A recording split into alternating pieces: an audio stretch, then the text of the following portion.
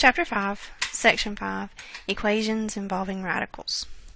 So what we're going to do is we're going to use our knowledge of solving equations to help solve equations that have radicals in them. So here are your steps. To solve an equation that involves radicals, number one, you're going to isolate the radical expression if possible. So we did this kind of in Chapter 2. Remember when we had absolute values and we had to get the absolute value group by itself? Same thing. We've got to get this radical expression, the square root of 5n plus 1, by itself. So what we're going to do is we're going to add 6 to both sides, because remember in solving an equation you do addition and subtraction first.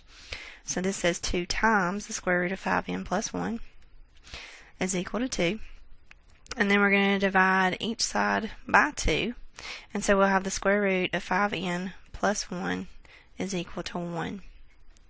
So we've got to get the radical expression by itself first.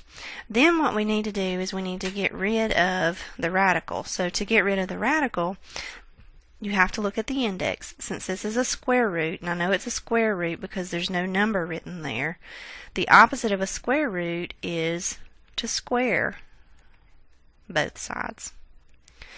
So when you take the square of a square root, what happens is the power and the index cancel each other out.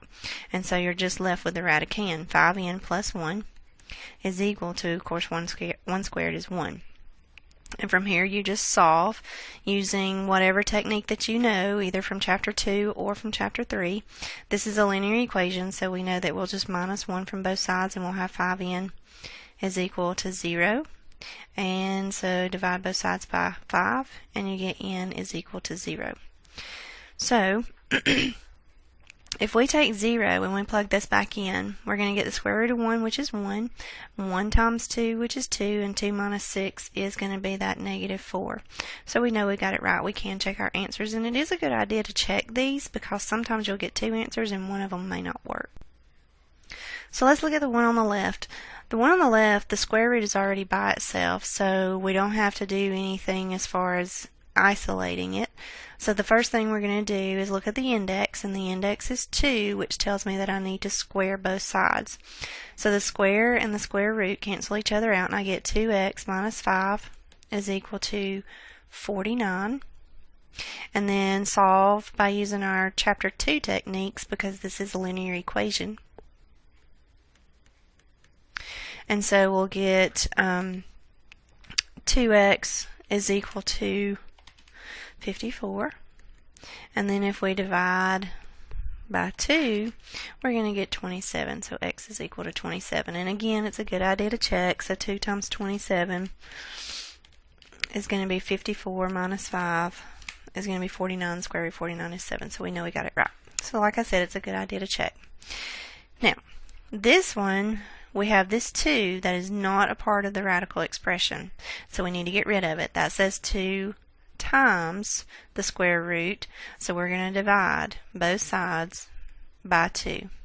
So when I do that, I'm going to have the square root of 3a plus 4 is equal to negative 4 divided by 2 is going to be negative 2.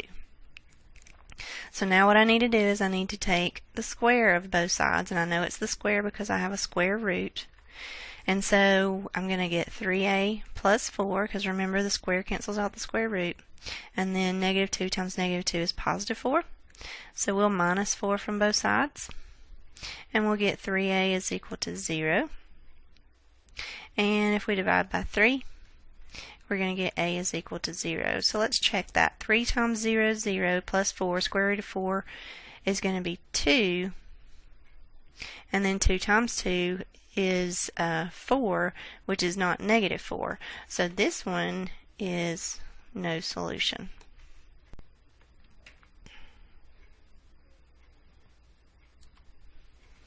Alright, so for this one, again, on the left-hand side of the equation, the radical expression is by itself. So this is an index of 2, so I'm going to square both sides.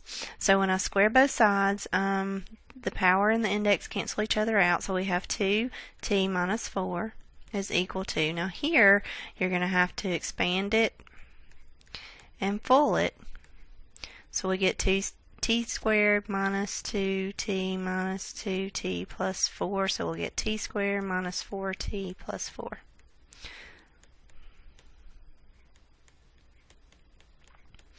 Alright, so this time I don't have a linear equation, I have a quadratic. So to solve a quadratic, when you see that squared term, just know you got to get everything set equal to 0. So what I'm going to do is I'm going to bring this stuff that does not have the t square over to the right. So we'll do minus 2t and plus 4 on both sides. And remember, you've got to do that to their like terms, so we'll have minus 2t plus 4 over here as well. So we'll have 0 is equal to t squared minus 6t plus 8. And from here, for right now, the only way that you know how to solve a quadratic is by factoring. So we're going to factor the right hand side. So we'll have t and t, signs are going to be the same, and 2 and 4. So now we've got to set each one of these equal to 0. So we'll have t minus 2 is equal to 0, and t minus 4 is equal to 0, which means t is going to be 2, and t is going to be 4. And again, we need to check both of those. So if we plug the 2 in here, 2 times 2 is 4, 4 minus 4 is 0, so the square root of 0, we're going to get 0 here. And if we plug in 2 here, 2 minus 2 is 0. So this one checks. So now let's plug in 4 and see what happens. 2 times 4 is 8, and then 8 minus 4 is going to be 4, and the square root of 4 is going to be 2, and if we plug 4 in here, 4 minus 2 is going to be 2, so it does check as well. So both of these are your answers, and again, it's a good idea to check. Alright, here we have the rational expression plus 6. So I need to get rid of that plus 6, so we're going to minus 6 from both sides. So we're going to have the square root of y is equal to y minus 6. Now that the radical expression is by itself, I need to square both sides because my index is 2. So we're going to square both sides. So here, square cancels out the square root, so we'll get y is equal to, and then again, y minus 6 quantity squared, you've got to expand it and FOIL it, unless you know the pattern. So you're going to get square, double, and square. So again, I have a quadratic, which means I need to get it set equal to 0, so I need to bring this y over here. So I'm going to have 0 is equal to y squared minus 13y plus 36. And so we're going to factor this side over here. And so we'll have y minus, and think, what can we multiply together to get 36, but add together to get 13? I'm thinking 9 and 4. So set each one of these equal to 0. And you're going to get y is equal to 9, and y is equal to 4. And so we need to check these. So if we plug 9 in, square root of 9 is going to be 3, and 3 plus 6 is going to be 9, which is equal to 9, so that one works. And then if we plug in 4, square root of 4 is going to be 2, 6 plus 2 is going to be 8. And then this is going to be 4, so that does not equal. Again, one more time, plug 4 in. If we plug 4 in, you're going to have the square root of 4 plus 6 is equal to 4. So everywhere you see a y, you're going to plug in 4. Square root of 4 is 2 plus 6 does not equal to 8, because that's 8 does not equal to 4. So this is not a solution, but this one is. And again, it's a good idea to check.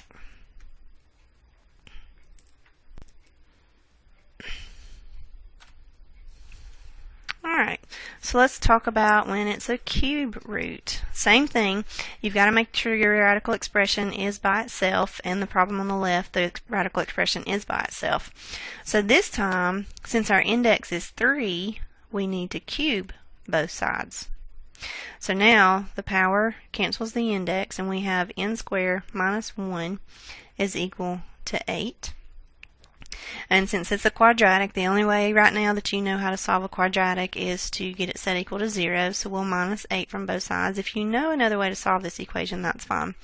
So we'll have n squared minus 9 is equal to 0, and then factor. n plus 3 and n minus 3. Take each one of those and set them equal to 0. And so we're going to get n is equal to negative 3 and n is equal to positive 3. And again, make sure you check them. So if we plug negative 3 in, we're going to have the cube root of negative 3 squared minus 1. And we want to know, does that equal to 2? So if we do the cube root of negative 3 squared is going to be 9 minus 1 equal 2. And so that's going to be the cube root of 8 equals 2, and that's true, so this one works. And if I plug 3 in, I'm going to get the exact same thing, so this one works as well.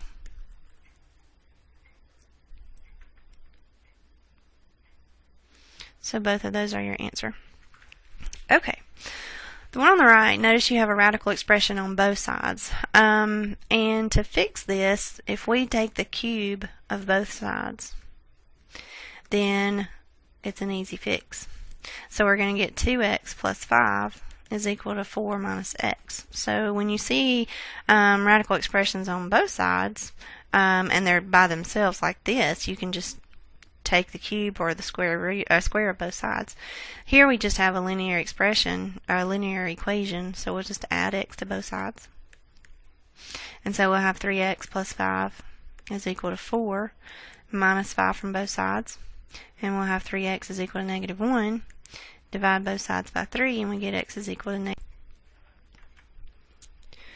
So we still need to check this, and to check it, it's going to be a little difficult, but we can still do it. So we're going to have 2 times negative 1/3 plus 5. And we want to know, is that equal to the cube root of 4 minus a negative 1/3. So we're going to have the cube root of negative 2/3 plus 5. And we want to know, is that going to be equal to 4 plus 1/3, which is going to be 4 1/3. Well, if we put negative 2/3 in our calculator, if we do 5 minus 2/3, we are going to get 4 1/3. So that does check out. So this is your answer. Alright, so you have these problems down on the bottom that I would like you to try. And if you have any questions, just bring them in. Problems on page 275.